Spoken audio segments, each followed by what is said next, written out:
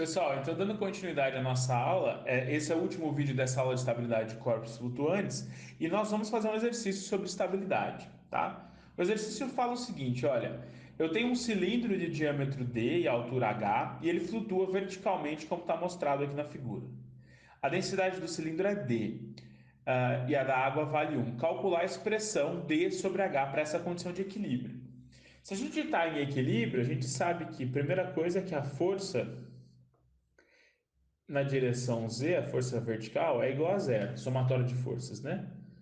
Então, eu posso escrever o seguinte, que o peso se equilibra com a força de empuxo. Isso me ajuda a calcular Hzinho. Por que é importante calcular Hzinho? Se a gente se lembrar dos conceitos de estabilidade, nós temos o seguinte, olha, aqui no centro de gravidade nós temos o ponto G, tá? No centro de gravidade da parte submersa, nós temos o ponto E, centro de empuxo, G, centro de gravidade, tá? Mas aqui em cima, nós temos o ponto M, metacentro, tá? Nessa condição de estabilidade, nós vamos precisar calcular, o que ele pede é que a gente calcule a relação DH. Então, a gente vai ter que usar esses conceitos para achar essa relação. Olha, o peso pode ser escrito como π d ao quadrado sobre 4 vezes Hzão vezes a massa específica, o peso específico da água, 9.810, ok? Isso tem que ser igual à força de empuxo. A força de empuxo é volume do corpo vezes o peso específico do fluido.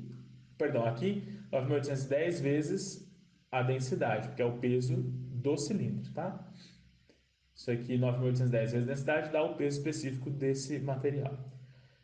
Isso tem que ser igual a π d ao quadrado sobre 4, a área transversal desse cilindro, vezes a altura Hzinho, vezes 9.810. Tá? Olha aqui, posso cortar esse 9.810, esse π d quadrado, que sobra aqui Hzinho é igual a Hzão vezes d.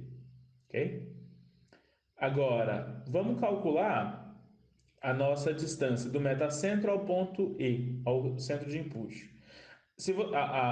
Perdão, ao centro de gravidade. Se vocês se lembrarem, nessa condição de equilíbrio, mg tem que ser maior que zero. Então, nós vamos usar isso aqui para calcular a relação D sobre H. Tá? Lembrando que mg é igual momento de inércia da superfície, da área na linha d'água, dividido pelo volume submerso, menos a distância GE. E zero, olha, na linha d'água, isso aqui é uma circunferência, né? Então, nós vamos calcular o momento de inércia dessa circunferência. Π d a quarta sobre 64. O volume submerso a gente já calculou ali em cima, né? É π d ao quadrado sobre 4 vezes Hzinho. Mas Hzinho é Hzão vezes d. Então, vezes Hzão d. Ok? O que nós temos, então? Que mg é igual a π d a quarta sobre 64, tá? Dividido por π d ao quadrado, Hzão d sobre 4. Ou, se a gente pode já simplificar isso aqui, π d a quarta sobre 64 vezes 4 sobre π d ao quadrado, Hzão d. Tá? Posso cortar o π aqui. D a quarta elimina esse d ao quadrado, sobra um quadrado aqui em cima. Esse 4 sobra um 16, então, claro, e aqui lembra, né, mg ainda faltou um menos g, e aqui que a gente não trabalhou, tá?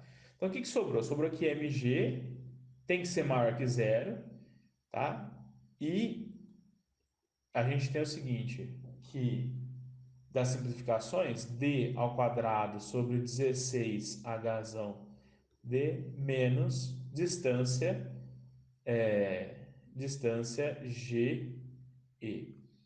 A distância GE é qual? é essa aqui, ó. Eu tenho G e aqui no centro de gravidade eu tenho E. Tá? Centro de gravidade do cilindro total tem o ponto G. Centro de gravidade da parte submersa tem o ponto E. A gente já viu que essa distância Hzinho é igual a HD, não é? Então, o que que a gente tem? Que a distância GE vai ser igual a Hzão sobre 2, que é essa distância da base até o ponto G, menos Hzinho sobre 2. Isso aqui vai ser Hzão sobre 2 menos Hzinho sobre 2. Mas Hzinho é Hzão de sobre 2. Ou a gente pode escrever assim, né? H sobre 2 que multiplica 1 menos D. Ok?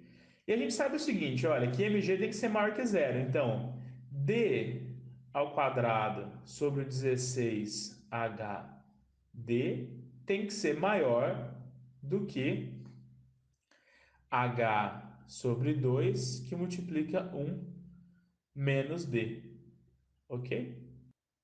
A gente pode fazer a seguinte formulação, né? Olha, d ao quadrado sobre h ao quadrado tem que ser maior do que 8 vezes 1 menos d, aqui d minúsculo de densidade.